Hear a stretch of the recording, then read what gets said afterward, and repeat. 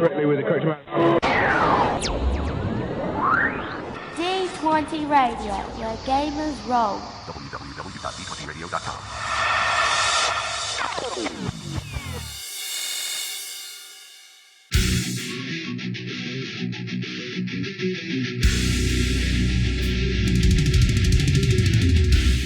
Welcome to Me and Steve Talk RPGs, a podcast where me and my friend Steve try and help you get the most out of your role-playing game experience.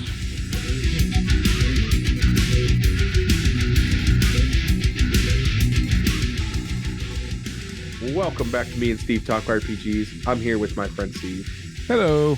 And we're going to talk some RPGs, but before we get into that, we have a podcast for the week. Yes, we do. And this week, our D20 Network Spotlight is the Genesis Archives, which is an actual play podcast that pretty much exclusively uses Genesis. Now, everything they've released up until right now has been their campaign in what they call the Unseen World, which their GM, Jonathan, who we talked to a while back, actually has put a book for out on the Genesis Foundry. But if you're not familiar with it, it's a really cool modern mythology urban fantasy setting, I think is a good way to explain it, set in Las Vegas, which means everything goes. Yeah, very cool stuff. And, you know, they've got other stuff recorded. When or if they release it, they don't even seem to know. But they're really cool people, and it's a really cool game and a really cool podcast to listen to. So, yeah, something to check out. Yep, Genesis Archives. So, all right. So, trying to think about what we could talk about this week, Steve, and it occurred to me that you and I spend an awful lot of time talking about an awful lot of games. No. And that we also buy quite a few games. Well, yeah. Well, I've looked at because someone had a conversation with someone that I work with, and they're like, "Well, how many RPG games do you own?" And I went, "Boy, I don't know." So you just start scratching your neck and like scratching your arm and going, "Not enough, man, not enough." And then I'm like, "Well, and that's just the physical books. What would it be if I counted PDFs?" Oh no! Don't start counting PDFs. And then it's just like, yeah, I don't know. I said it's a lot, you know. But I thought maybe it'd be fun to just have a talk around, you know, what for each or both of us, you know, what is it that makes you look at a game and go, oh, I want that. I'm interested in that. You know, if for no other reason than maybe, I don't know, maybe we can figure something out about ourselves. Yeah. Instead of just the itch. Yeah. I think for me, the big draw right now, at least, is it has to have, like, I don't so much care about system right now, but the big draw for me is it has to have a compelling setting, meaning that it has to, like, if it's going to be a fantasy setting, I don't want a standard fantasy setting. If it's going to be cyberpunk, it has to be, you know, like dark and gritty cyberpunk. If it's going to be sci-fi, it better have a really interesting world around it. Like it has to have a setting that grabs on one of my interests in a way or another, right? Mm-hmm. I think that's the biggest thing that makes me like, okay, I want that, or I don't really like, not that I hate something, but more of just this isn't for me, right? Mm-hmm. I think I'd echo a lot of that. I think the biggest thing that I kind of my first litmus test, if you will, when I look at a game is this a game that I'd be interested in running? And Yeah. by that I mean, like, I would buy a game if I was just going to be a player, if I knew that it was going to be a campaign of decent length and, you know, like I'm going to use the book. I have no problem buying a book in that context. But I think I'm kind of, at least at this stage, either because I'm just a cheap son of a gun or whatever, I don't buy games because, oh gee, I'd like to play that someday in the context of being a player. That's just not how I work. And, you know, I don't think it's, if that's how somebody out there picks stuff, good for them. You know, in fact, I know someone who almost never GMs, but buys a ton of stuff. So good for them. Yeah, and I understand the logic, because I've been there, about the logic behind, oh yeah, I'm gonna pick this up because I might play it someday. because I have a bunch of games of I might play it someday. At this point, I'm just working through the catalog and being like, nope, not really buying. Like I am, but I'm not buying new games. You know what I mean? Mhm. I'm buying stuff that's of significant importance to me that I'm worried is going to be difficult to acquire later. No, that's fair. I've bought stuff like that. There's other stuff where now the one exception I'll make to that to a certain point sometimes is bundles. If you get, Yeah, bundle of holding or humble bundle, or even sometimes the bundles that'll be put up on drive through for assorted, charity benefits, whatever. Kind of look at it and go, oh yeah, there's a title in there I'm interested in. And for $20 I get that and 17 more. Okay. yeah. Or if I open a game up and I'm looking at a creator's game and they have like, oh, here's some of my previous work that I've bundled with that. I'll probably end up picking up the bundle over just the game I wanted originally. Just sort of, I don't know, throw a little extra money. I think my thing right now has been like I'm buying games that are, like I said, that are absolute necessities for me. So like Cyborg, right? Cyborg is a absolute necessity. I need to get that as soon as I can. And you know, that's a game that I don't know. I'm running out of words. My brain just like wandered off. Well, but, like, we're both, I mean, we know each other's tastes at least somewhat. We're both big cyberpunk fans, and we both like Right. kind of that dirty, gritty, slimy cyberpunk, Right. and it's coming from the people who did Morkborg. You know that's what you're gonna get. Exactly. So, I mean, I'm automatically grabbing something like that, or I'm grabbing, we've talked about different games of the week where I've been like, oh, I'm gonna get this or I'm gonna get that. What I've been doing with those recently has been throwing them in a throwing them in my cart or throwing them in a saved folder, and then going back later and being like, do I still want this? Yes, I still Mhm. want this. It's the at the moment it seems really cool. It's the I have to stop myself from impulse buying games because I do have the bad habit of impulse buying games. Oh gosh, yes. That's something that I have to try and avoid too. Well, and I'm not saying this to be rude, but that's why I stay out of the game shop because anytime I go there, I'm taking at least $120 and planning on walking out with at least two new games. Mhm. Mhm. But that's why I stay away from there because it's not that I'm like, "Oh, no, I don't wanna go there." It's just because I know myself and I know that if I go, I'm gonna walk out with games, and I don't need to be buying that stuff right now, you know what I mean? Yeah. Because there's tons of that's the other thing is that there are so many pay what you want or free games or games that are like less than $10 out there that are so cool that I've picked up over the years. And that's why I'm just sitting there looking at my PDFs going, I just got to stop buying games because I have all these like free or pay what you want or bundled games or this or that. It's just like I can't keep buying these premium priced games just because I like, oh, that's cool. Oh, that's cool. Oh, that's cool. Oh, that's. Well, yeah, and now that's the thing, right? Like you were saying, you want usually it's something with the setting or the premise of the game that kind of grabs you and pulls you in. And when you get to a lot of these pay what you want or these lower price, like you said, we'll call it $10 and under, but a lot of these super indie things, right? A lot of times they may not have, I don't know how to explain it. Like they usually have either a really, really cool setting or something mechanically about them that's really interesting. And I think for me, a lot of times that's because I also will get a little bit off the mechanics deep end occasionally and just get fascinated by game mechanics. But you have a game like Warlock, which I've mentioned a couple times.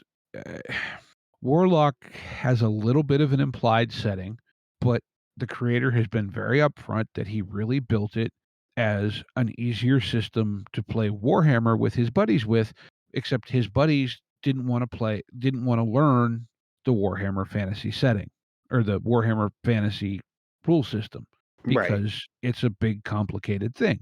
They wanted a simple, easy to play, as he calls it, beer and pretzel style game. And so I picked that up because it ticks a lot of boxes for me as far as things I like from a system standpoint. And I don't know a ton about, the Warhammer Old World, but it's a setting I'm very, very curious about because it is kind of gritty and whatever. Yeah, I for that, as far as like beer and pretzel style games, I kind of gravitate towards that type of game as well, just in general, because I like games too that occasionally I'll just have friends over and or we'll just be hanging out in Discord and it'll be like, "Well, what do you want to do?" I don't know. Well, why don't I just throw this on a table real quick? We could play it within an hour and be done. And those kind of games are a lot of fun. Mhm. And so that kind of is another thing. I look for games that'll fill a need in my catalog, right? Like Mhm. I won't always just buy these super big form games when I like having just the, you know, "Ah, I got it on my phone here, we could play it. You got dice? I got dice. Okay, cool." You know, like having a couple drinks with some friends and playing something like, a 200 word RPG or something that's just maybe one page, two page, Mhm. and just throwing that down on a table with people and having a good time with that. I do gravitate towards those games as far as buying them, and I just find it easier to I find it easier to actually play those games. You know what I mean? Like easier to learn them, easier to just grab them and throw them down and get them played. And that's a big reason why I bought them, is because I had faith that I could get them played. Well, they're low investment too, both in terms of what you have to, spend monetarily to get them, but also like, okay, yeah, you just get a handful of friends together and oh, what the heck, let's do it. It's not this, okay, we're gonna make characters, we're gonna this, we're gonna that, which Right. is all great. For a lot of games, that is what you want, like it is. I just think back to when we were playing in person and, oh, so and so can't make it tonight. Okay, well that's fine. We'll just throw this on the table and play it. Mm-hmm. It's always nice to just have that, oh, well, it's just going to be the two of us or the four of us tonight. Bob can't make it this week. Oh, that's all right. I got well, hey, maybe instead of continuing on with the campaign, we play this instead. And that's just something I gravitate towards. Not that I find myself in that predicament a lot, but it is a useful tool to have. Well, but those games also often have some little quirky thing that's just amusing. Oh yeah, just a fun time. I mean, yeah. There's a lot of those games. We've talked about a lot of those games over just game of the week or just yapping on the podcast in general about games. It's been like, oh well, there's this or there's that or there's what was that one? Bean was one, and there's just a ton of like one page RPGs. Mhm. Yeah, it's just nice to have those. And I'm like I said, I'm more likely to grab that. Whereas something like, if I know I can get a long form campaign out of it, I'll pick it up. Like Mutant City Blues. I picked up Mutant City Blues knowing that eventually I would get a long form campaign out of this. Well, guess what? Now I have a long form campaign going of Mutant City Blues. And it's a gumshoe game, so it's not like it's super high investment, but No, it's different. It's a really interesting system, though. it is a really interesting system. It's a really cool system. I'd like to have somebody who's a little bit more familiar with it than me come on and talk about that at some point. Yeah, we should find someone somehow, somewhere, something. Um, but that game, it's like it's also a really interesting premise just from the fact that it's street level superheroes plus police procedural. Well, and it's not a hard sell to somebody though. Right. It's not this super high concept really difficult sell to somebody. It's kind of easy to go, would you be interested in playing a game where, you're police investigating crimes around superpowers? Right. Oh, yeah, that sounds cool. Like, you could pitch that to somebody as you're police in the world of superheroes. Oh, yeah, okay. I think I could see that and have a fun time with that. That's not a hard sell. Or like, whereas something like, I don't know, Slay Industries is a little bit more difficult. Yeah. But that's got a really unique world vision to it. Yeah. I'm not saying it doesn't. I'm just saying that sometimes that can be a little bit more difficult of a sell to somebody to get them to be like, "Oh yeah, I'm definitely in for that." Well, your It's point of reference is so much more accessible with Mutant City Blues, right? You go, right. is it, Daredevil, Punisher, Jessica Jones plus, NYPD Blue or Right. Law and Order, or, it's meeting those two worlds, which are references that everyone has, where Slay Industries is just a little more out there.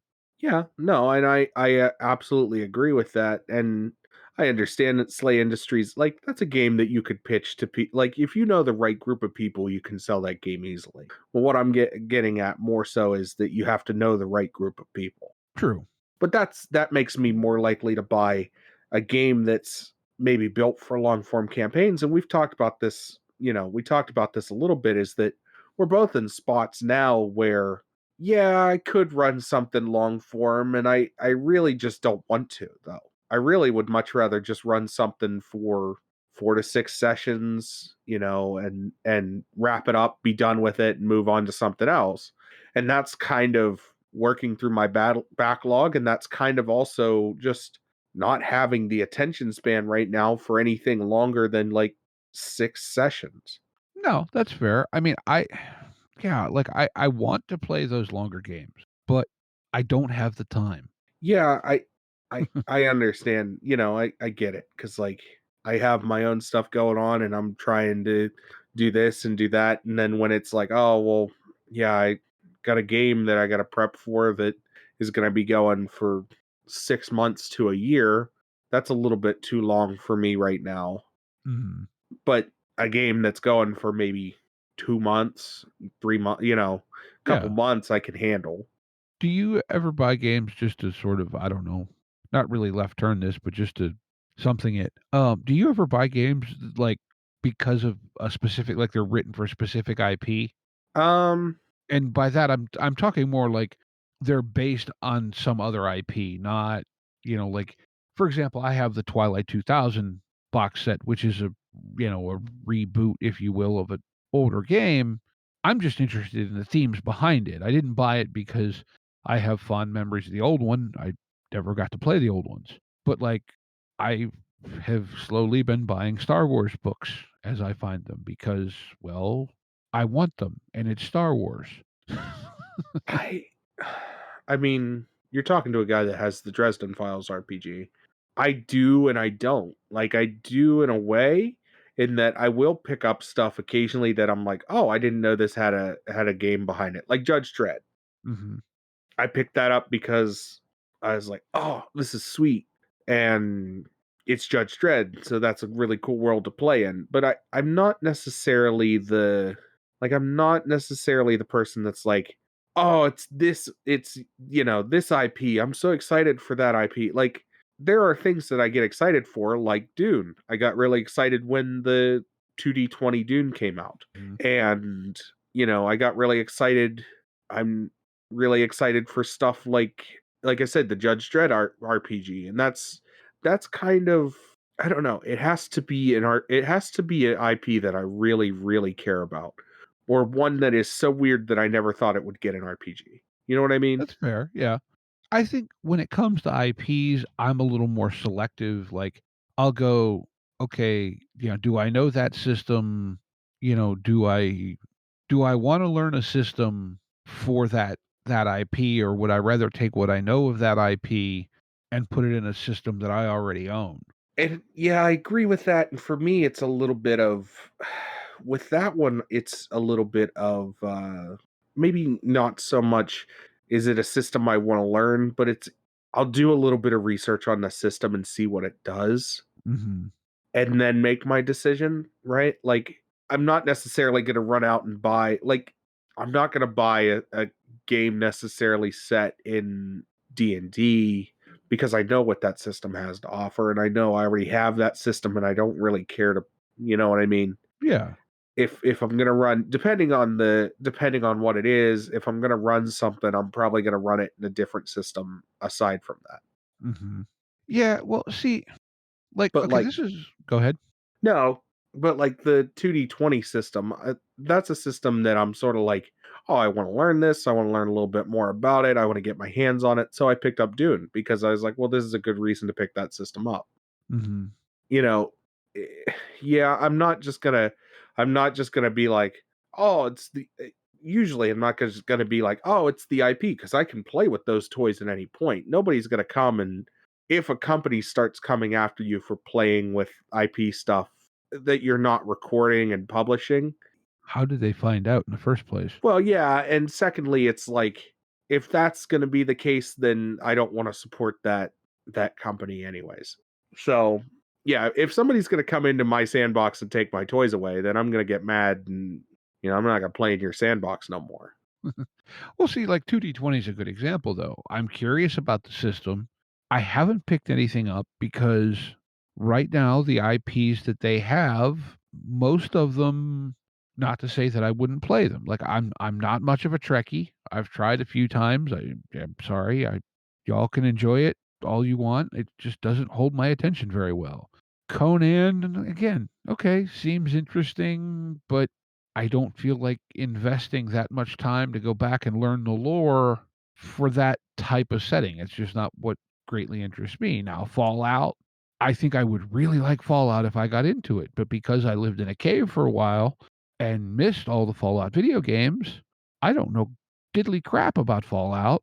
And so, going to back to what I said earlier about, is it a game I'd be interested in running? Well, no, I don't know enough about the setting to run it.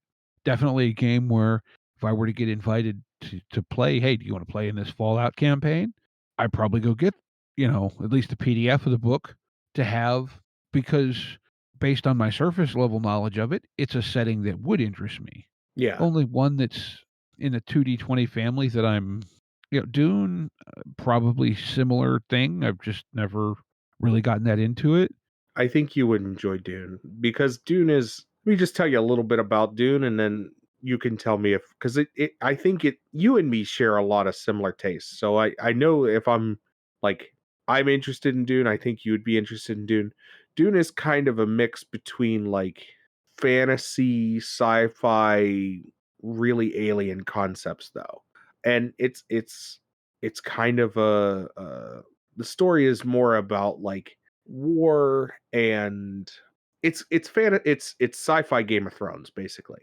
Mhm. It is all these houses doing different things and who controls the universe and how that gets, what's getting done and how it's getting done and who's usurping who, and it's a lot of that. And I think you would like Dune if you looked into it a little bit. Probably. Again, it probably falls into that category of were I invited to play in something I knew was going to be more than a couple sessions, I probably would grab it Yeah.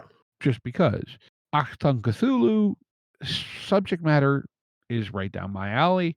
I have the quick start, but I already have other systems that I really like to play that genre in. It doesn't take much work to put them in that Yeah. time space. And so it's kind of like, man, I want it, but at the same point, do I need it? That's one of those ones that I don't know if I'm sold on that one either. Well, I think part of it is, like I've got Delta Green. I mean, I don't have 7th edition Call of Cthulhu at the moment. I have my old 5th edition book somewhere, but it's Call of Cthulhu. It's still very similar. Yeah, the reason I say I don't know if I'm sold on that, I think I'm just sort of burnout on that kind of story right now. And I don't know that I'm in the mood to play that kind of story. You know what I mean? No, and that's fair, right? Like that's the thing is right. Just because I like it doesn't mean you do. Doesn't mean you know No, whoever does. I know. I'm just sort of putting out my mind space right now. Is Hmm. that like I don't know that I'm in the mood to play Octung Thulu or really. Well, yeah, I could play like Delta Green or something, but like I don't know that I'm in the mood to play Octung Cthulhu. Like that's just one that I'm just every time I look at it, I'm like, this doesn't really do anything for me. It doesn't have the setting that I really care for. It doesn't have a like it just doesn't do it for me. No, and that's yeah. Like I said, I mean, I'm curious about the system from a mechanical standpoint, but it just yeah. Yeah, I could say that I'm semi curious about the system on a mechanical standpoint. I don't know that like I'm just sort of more like Well, if I want to do that, I have other options that I could do that with, and yeah. That I don't know. Somewhere in my head now, this all connects to like, okay, I backed now only for the PDF. I backed Coyote and Crow. Hmm. I backed it because I found the concept really interesting. Just from a hey, I want to see what this is when they do it. Right. And plus, it does have, I believe it's a D12 based system. I've had the Yeah, PDF for a couple months now. I haven't actually, other than just kind of flipped through it. So, I remember it being an interesting system, and I was absolutely like I picked up a copy of Coyote and Crow because I wanted to know what their setting was. I don't the system is very entwined in that setting, but I don't so much care about the system, and more like I said, I'm more intrigued in using their setting for probably actually Genesis, if I'm honest. well, since you bring it up, where does Genesis fall in this mix for you?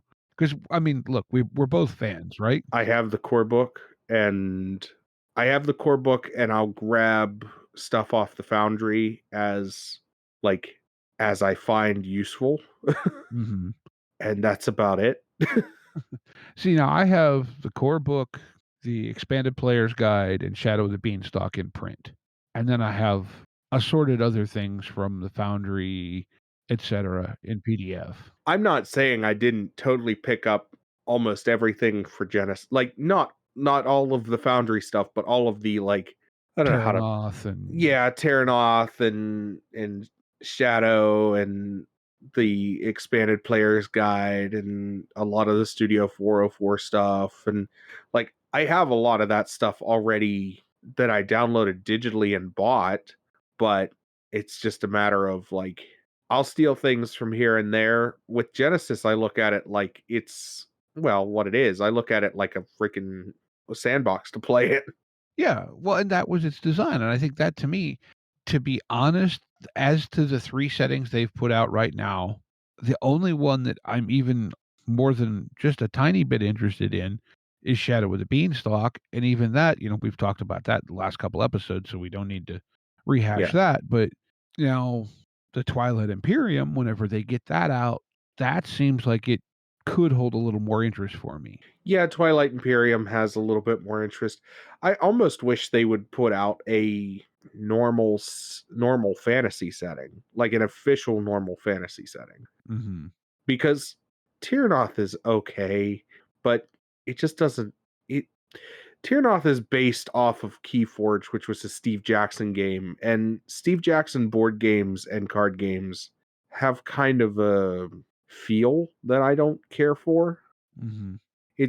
I don't want to say it's childish because I know somebody's going to come after me and be like, "Well, it's not child," but it I don't know. It kind of has that feeling, like it's Well, a lot of the FFG stuff, it's kind of quirky and weird, yeah, but not in the way that I go, "Ooh, I like that. That's quirky and weird." yeah. The FFG stuff is really aimed towards all ages, and that's fine. I don't have a problem with that, but I'm just saying that Tyranoth just doesn't do it for me. I would like to see a officially licensed, like an official, here's our fantasy setting, because I think Genesis could do that really well. Plus having official rules on Magic would be really nice. Yeah, I mean, there's a lot of stuff in the core book for that and in Terranoth as well, but yeah, no, I get where you're coming from. I would like to see a little more straight-laced, although, to be honest, I don't really wanna play that, so I can't really say I wanna see it.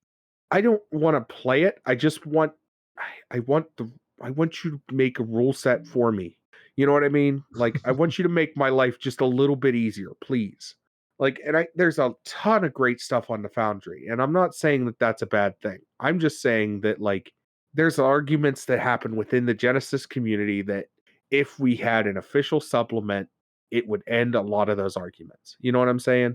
Yeah, but I think to a certain point, almost that's the strength of Genesis is that it is loose enough that it's good for those.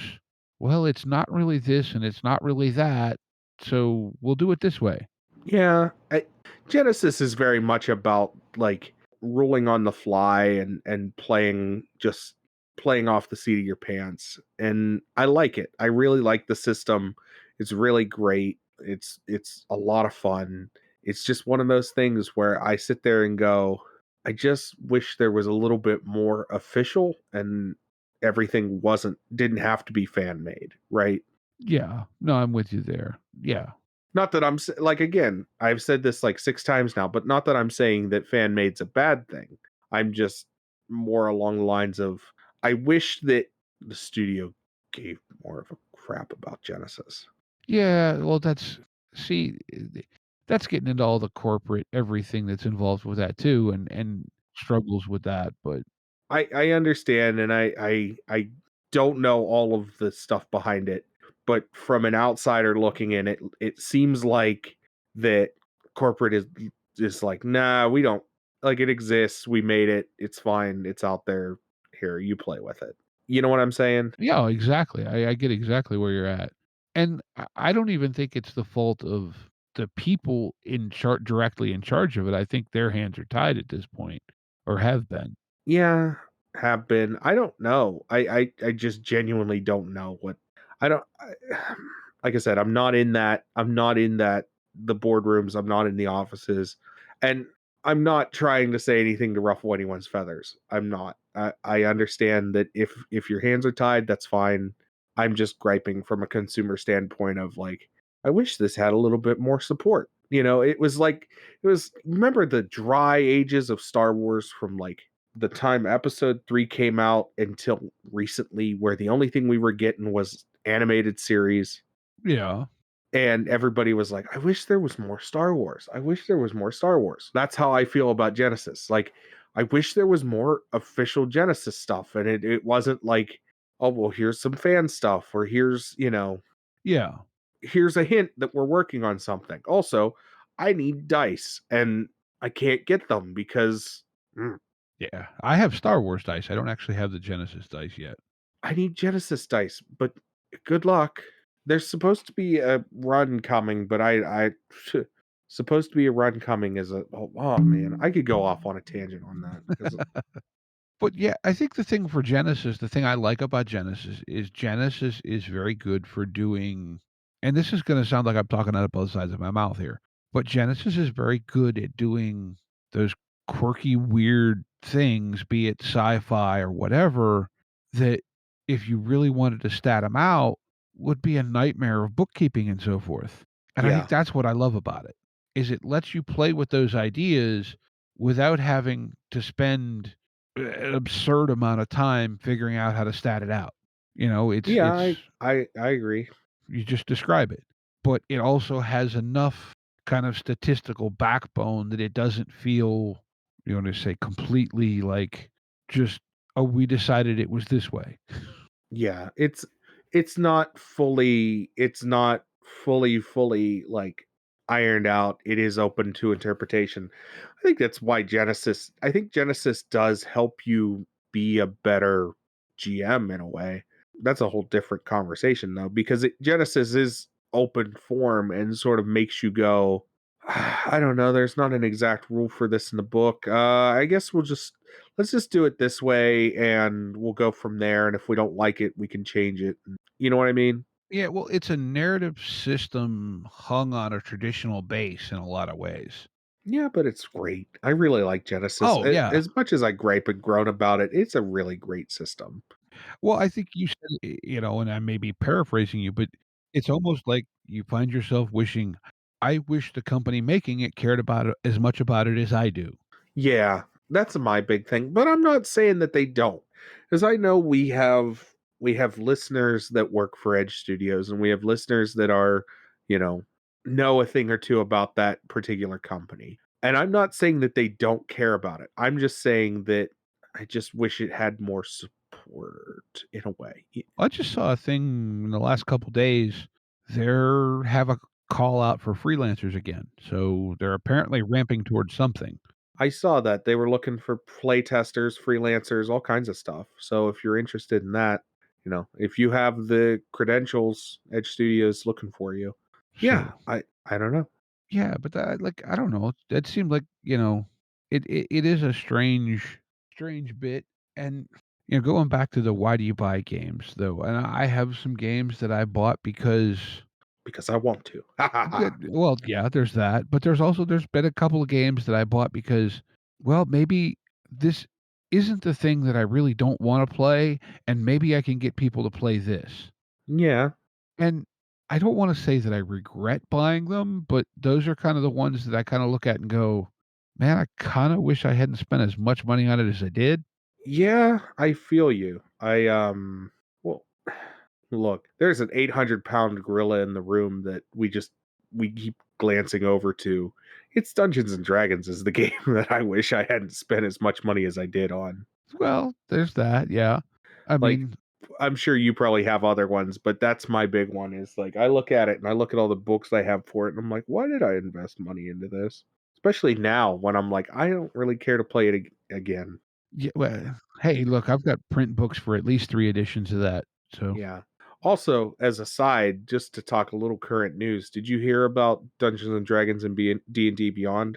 yes, I did yeah, they bought D&D Beyond from Fandom. I did see Yeah. that. So, and apparently, I don't know the exact details of this, but apparently the fandom workers are staying on the D&D Beyond project. Well, they just had a lot of turnover in that though, like Yeah. 3 or 4 head people left in, like, the last year. Yeah. But that's that was just some current news. Speaking of that. Yeah, no, I heard there's some chatter of that in a couple of Discords I'm on where there's a lot of D&D fans, and everyone seems cautiously excited. What's he? How do I put this politely?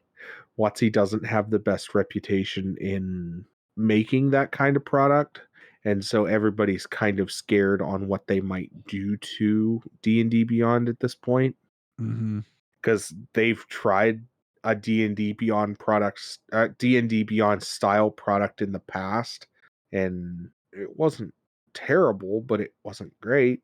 mhm. So everybody's kind of, I understand the caustic,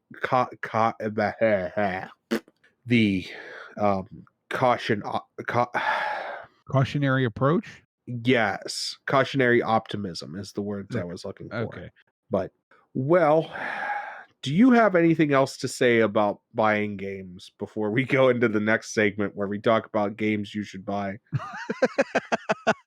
I mean, no, I think like, yeah, at this point, it's like I usually it's some element of the setting is what grabs me, and that's why I'll pick up a game because it makes me want to think, makes me go, yeah, I have, I'll get ideas to run somewhere and do something with this.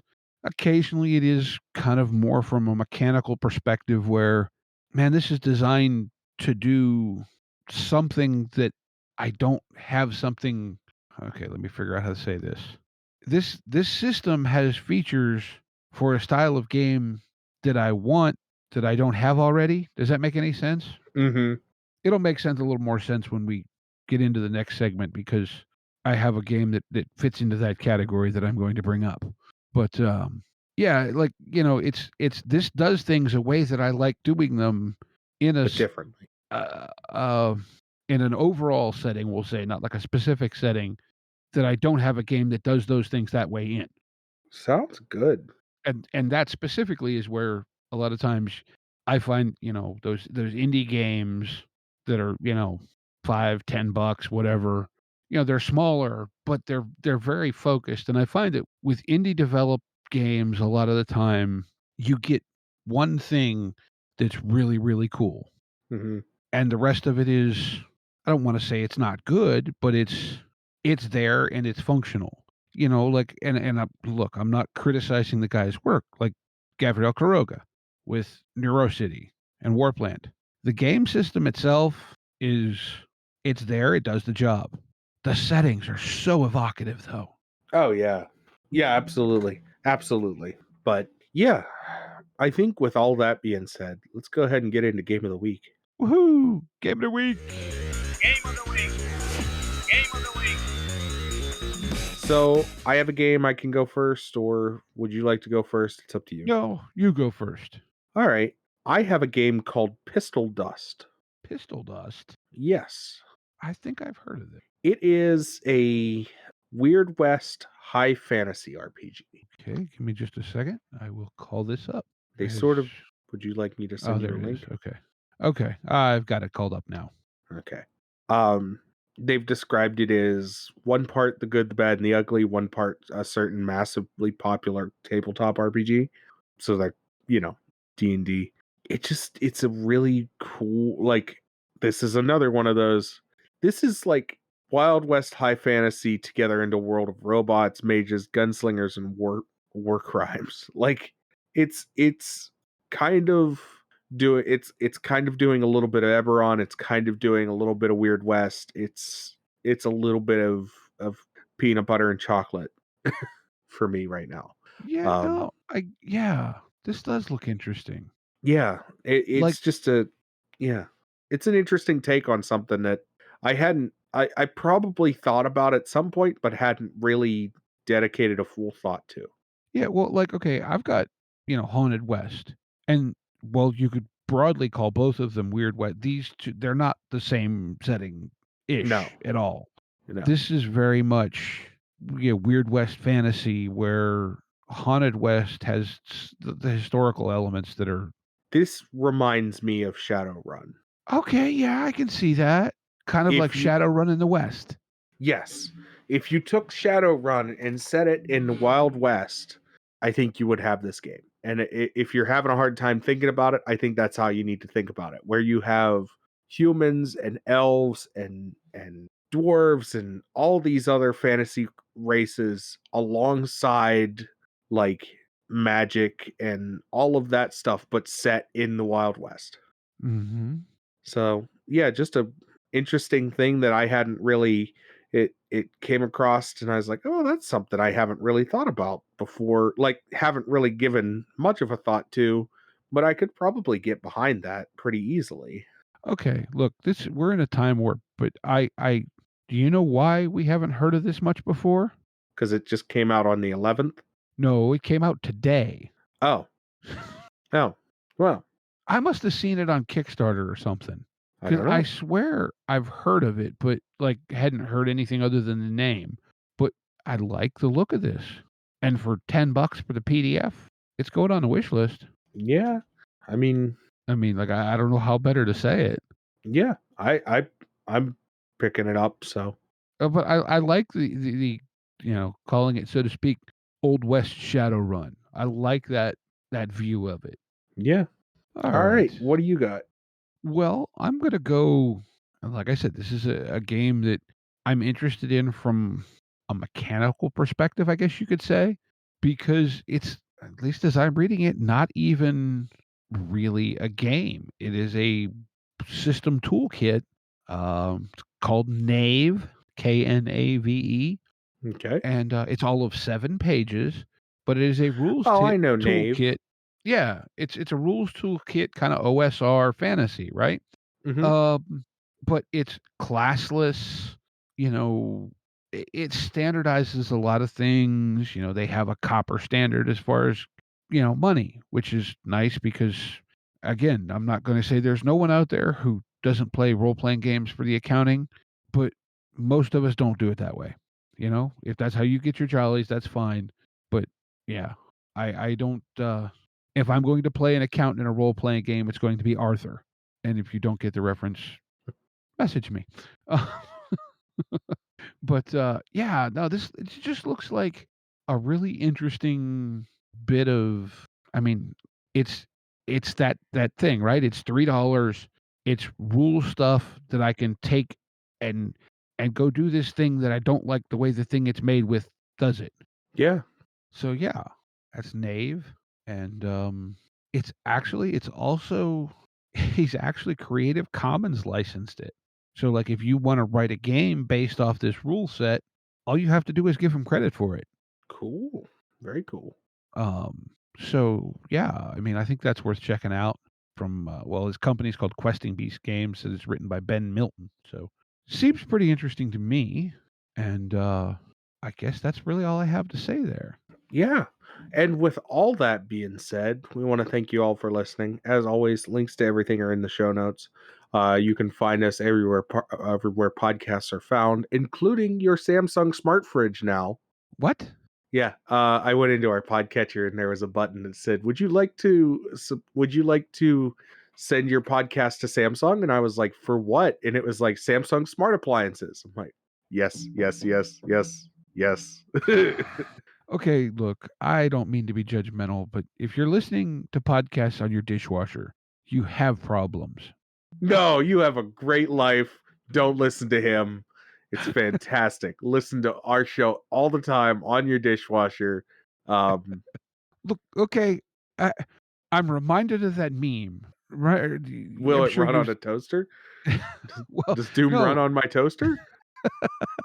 no, the meme about my wife asked me why I carry a gun in the house, and I Yep. said Decepticons. I laughed, she laughed, the toaster laughed. I shot the toaster. But yeah, like I said, we are now on Samsung smart devices, so you can tell your toaster to play us, and it will. And by the way, I have the R2D2 toaster. Yeah, It actually makes the R2D2 noises. It's actually really neat to because just scream when the toast pops up. no, it does the classic, that boop beep ba noise. Oh, okay. Okay, but it does it when you first push it down, and this is the part I actually like. It does it about 2 or 3 seconds before it pops back up again. Oh, good. So, Good. you can be doing other stuff in the kitchen and go, "Oh, the toast is about to come up." Go over to the toaster so you can get it out and butter it or whatever while it's still nice and hot. Wow! Just as the toast pops up. That would be actually kinda cool. That's my favorite. I'm sorry. That's my favorite noise that R2D2 has ever made. It's just that incoherent scream from. Maybe I'll take a video of it and put it on the Discord. But anyways, yeah. As always, links to everything in the show notes. You can find us everywhere podcasts are found: Patreon, Discord, Facebook, Twitter. And with all that being said, we want to remind everyone to get out there and play some RPGs and be kind to one another. Yep. Take care, y'all.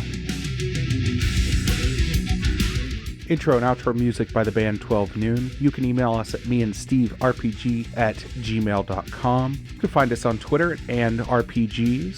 Find us on Facebook at Me and Steve RPG Podcast, on Discord at Me and Steve RPGs. And as always, all of these links are in the show notes. Thank you, and be kind to one another.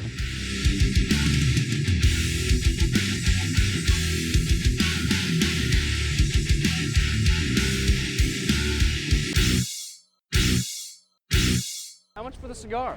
Cigar, $20, dog. You gotta go down the street to the store and buy that.